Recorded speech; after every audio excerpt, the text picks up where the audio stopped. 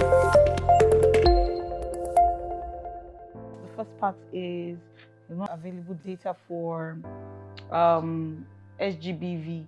Yes, this is like one of the major limitations of my study. Like I mention it almost at every turn that there is unlimited data on sexual abuses against women, children, and even men, like limited data.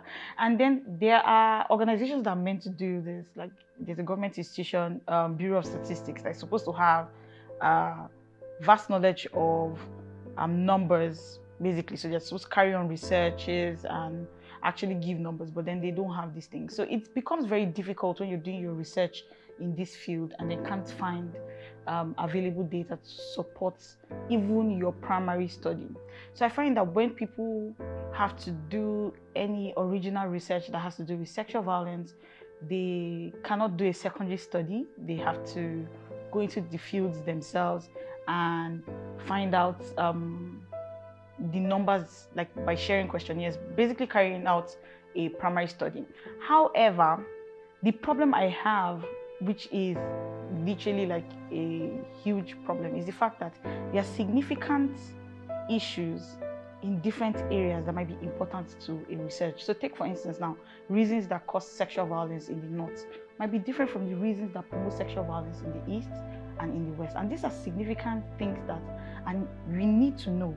But then all of us have to now rely on other people doing this research than actually getting data from like a government-funded source, or even like from the Bureau of Statistics and all of that. So yeah, it becomes very, very challenging. I mean, data should not be that hard to get.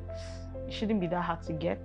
There should be enough research done on this area. But then you look at it like, oh, maybe it's because of sexual violence, it has to do with women or children, and maybe they're not really regarded as first-tier citizens. Maybe they're like second-tier citizens. But you'll find that across a lot of issues in Nigeria, there is no accurate data. So most of us have to rely on data from like international bodies and all of that. And we see how on a normal day, the government refutes international claims. But then you refute international claims and also don't give us like an alternative, which is, I mean, it's not a win-win situation. It's almost like a zero-sum game where the researcher is always on the losing end. When I think about funding, I think about it like from two different areas: the international funding and national funding. As a researcher, I found it easier to actually gain international funding than I found it in Nigeria, like getting funding from the government. So it's always a little bit harder. And then the normal story of no money and all of that. And I see that sometimes when it comes to social issues, the government tries to prioritize what is more pressing. So if at the particular time it is maybe a security issue like Boko Haram, then all resources tend to go into that issue, and then other issues are sidelined or not seen as a major threat. Meanwhile, for the failing of any society, it takes like a collective number of threats to bring down a nation. And I don't know why they don't see it from this area. So the first question I even think, or what is the most relevant question when it comes to research, is, do we take research seriously? I mean, it depends on how seriously you treat an issue. Or like take Boko Haram for example. I mean, we treat Boko Haram as a very, very important international security issue, and hence the national budget, most of the money goes to security. If we did treat sexual violence as a very serious crime, if we did treat it as a crime against humanity, a crime against nature, and a crime against the state, we would actually put in more funding into research. So it depends on what area of funding you're talking about, or what area of funding you're actually looking for. Because the truth is that I'm not going to sit down here and tell you that Nigeria does not fund projects. They do. They do fund projects, but then it now depends on what is important to them and how seriously they take research. Generally, I don't think this country takes research or academia very seriously. There are a lot of people that have written papers that nobody has gone through. Nobody has gone to see the recommendations. Nobody has gone to see how effective these papers might actually be in making policies and all of that. They just sit down in different libraries, gathering dust and all of that, because we don't take research very seriously. So it depends on the issue at the particular moment. So the reason why I feel like we don't get funding for sexual violence is because one, we don't prioritize sexual violence as a very core security issue in Nigeria. And secondly, I don't think that the leaders actually spend enough time actually doing like their personal research on the adverse effects of sexual violence in a society, like the long term. And that's mainly because they are not interested. I mean, if they sponsor the researches, they will know the long-term effects of sexual violence. You know, I like to always remind myself that even as a lecturer, I'm not old. Like, I'm not up there with all the professors and all that. Yeah, so somehow I'm still in touch with like current things going on in our generation, so I can still involve myself in like the online banter, look at what people are saying on Twitter, and then see what is happening realistically in schools. And you just mentioned something about the sex for grades, and I remember when this documentary came out, I wouldn't say I'm a petty person, but yeah, I was happy. Like, I was happy because I saw the demeanor literally change. Where the institution where I work has like a zero tolerance for sexual violence. In short, if they see that if your student is able to prove that you message them, immediately they set up a panel to look into the case to see if you're actually sexually harassing the student. And let me tell you, almost 100 to none, like it always goes the student's way. Like the staff ends up getting into problem because in realistic times, or realistically, you're not supposed to date your students. Like, it's just unethical in the sense that if that student, even if it's a very good student and you pass that student, they're going to say, oh, it's because you have something going on with this student and all of that. But then, like I was saying, when the sex for grades came out, it was such an amazing thing because I went to work the next day and all the conversation, I could see all my male colleagues like say, hey, next time I'm talking to a female student, I'm going to leave the door of my office open. And I'm like, yes, this is where we need you to get to. Because you see, schooling, there's a way I think of schooling. I honestly believe that all my life will be spent in a classroom. I can't tell what the future will be. And I believe that it should be the safest place to come and gather knowledge. You can gather knowledge from any aspect of life. You can gather knowledge from playing on the streets, from even working, getting a job. You can learn on the job and all this kind of stuff. But then I believe that the school should be like the safest place. It should be somewhere where you have the most minimal threats ever. So that's why in most, even in laws of armed conflict, you have people that say, in laws of armed conflict, you have a section that says, oh, you cannot bomb schools because this is apparently one of the safe spaces internationally. So I mean, when it comes to sexual violence in the university setting, I've seen it so many times.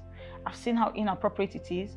I have seen how sometimes the lecturers get their ways, and well, personally, I've not been able to understand the pain of every survivor, but I can see the pain literally. I don't have a personal experience, but I can see the pain.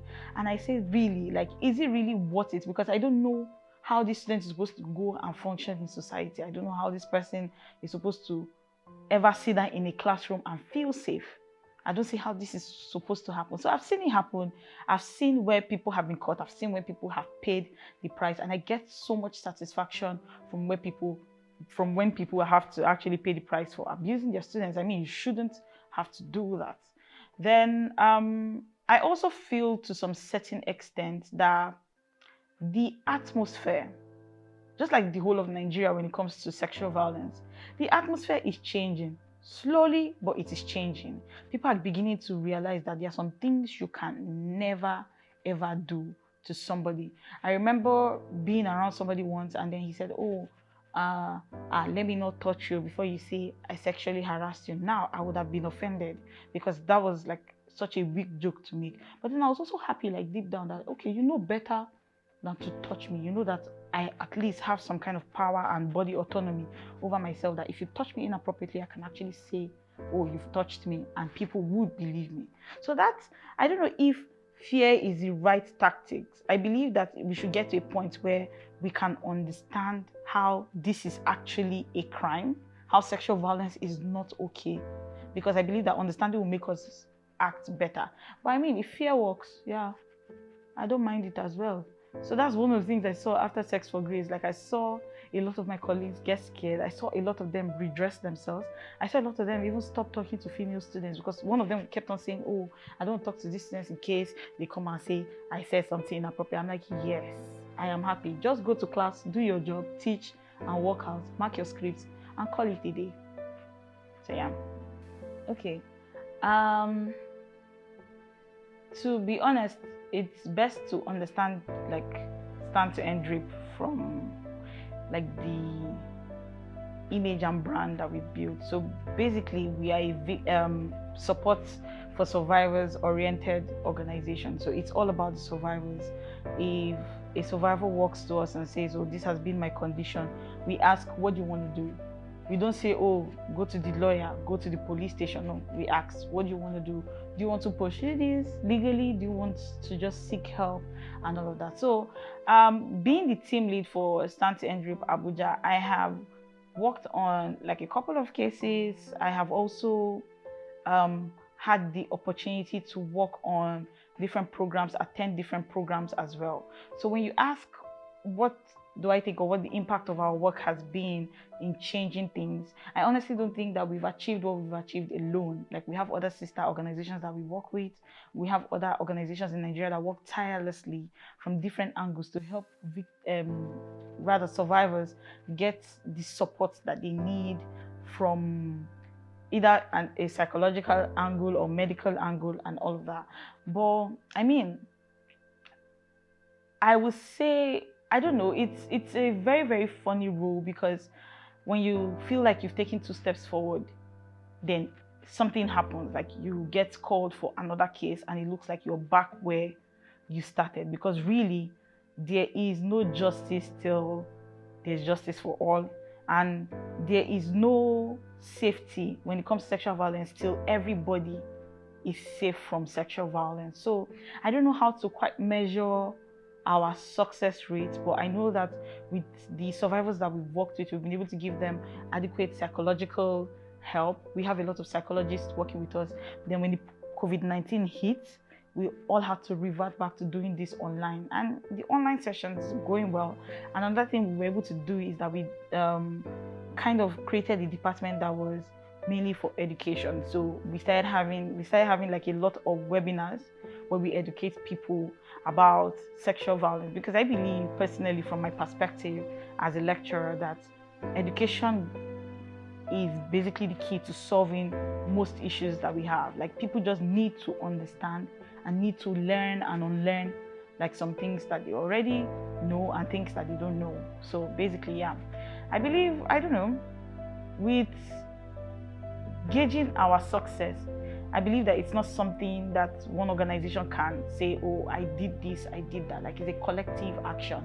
So I remember during the pandemic, when there was a call for state of emergency in Nigeria due to the surge in sexual violence, not just in Nigeria, by the way, like globally. So when there was this surge, they called for a state of emergency, and we had to go and march in front of the police headquarters in Area 11. And I remember that it was Dorothy who called me. And Dorothy is not part of Stand to End Rape, but you see, in times like that, we find a way to coordinate our activities, and these are things that actually make the changes that we see. Are we there yet? No. Are we close? No. But are we moving? We are moving. And I believe that at some particular point, we'll be able to say, you know what, we've been able to, if not end this crime, we've been able to make sure that perpetrators actually pay for their crimes, impunity stops, and then people know that, oh, if somebody does this to me, at least I know I'm going to get justice from an accountable state. Yeah. So I think my advice mainly, like, I have different advices to give different groups of people, but as a feminist and as somebody who sees a world where women hold power, or one day would hold power, I'm going to speak directly, or I'm going to advise directly women who plan to join politics and women who are currently in politics.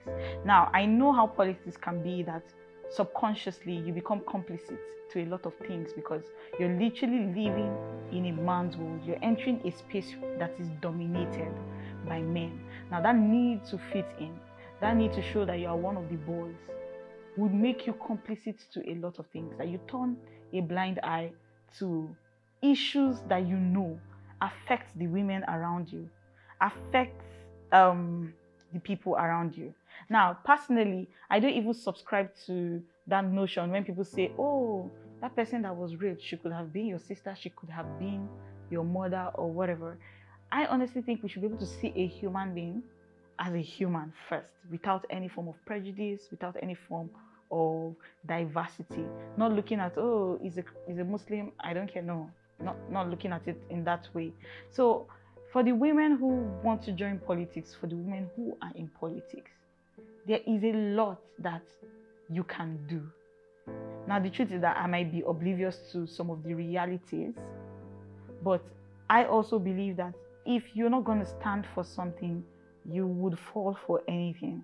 And to be very honest, I want to empathize with the fact that it might be a very hard space to actually coexisting with your male counterparts. And I understand that, but you can start something, you can start a process. So don't turn a blind eye to social issues. I mean, as a woman in Nigeria that speaks to other women, that knows the plight that most women face, like, you should be able to, even if it is in the smallest way, push for bills or try to effect a kind of change that brings or is positive to us.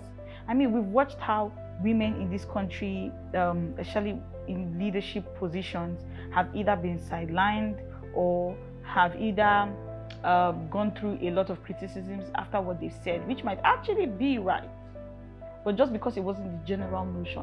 And I know that a lot of people don't want to deal with that, but I mean, if you're going to be a leader, you should understand that sometimes it might mean you taking very hard decisions that might not gain you the popularity seat in wherever you're working. And I believe that you have the power to change things. While we that are on the streets do what we do, you have the legal power to actually effect what we do. So it's not a battle that we can fight alone. We do the talking, we do the calling out, we do the, giving you the fact that, these were the people that have been raped, these are the number of people that have been raped from here to here. So what do you do with this information is what I ask. Now, anytime I do this, people ask me, what about the male counterparts? Well, they've been leading us for how many years? How many things have been done? So, I mean, at some point, I think I'm allowed to lose hope and focus on a different demographic, which is what I'm doing. So I'm hoping that since, as a woman, and hoping as a feminist, as a woman who sees a just world for women, you can see that these are issues that are very paramount to the survival of Nigeria.